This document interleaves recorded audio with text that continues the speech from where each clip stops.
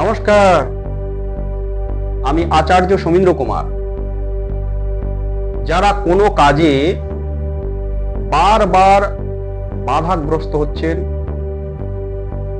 অযাচিত বাধা, অপ্রত্যাশিত বাধা বারবার পাচ্ছেন এবং সমস্যায় পড়ছেন, তারা নিজের বাড়িতে যে কোনো শনিবার দিন তুলসী গাছ রোপণ করুন এবং প্রত্যহ সকাল ও সন্ধ্যায় ঘিয়ের প্রদীপ জ্বালান বা দেখান। দেখুন, এটি কিছুদিন করার পর থেকে আপনাদের এই অযাচিত সমস্যা, অপ্রত্যাশিত সমস্যা দূরীকরণ হবে এবং আপনারা সমস্যার সমাধান খুব সহজেই পেয়ে যাবেন।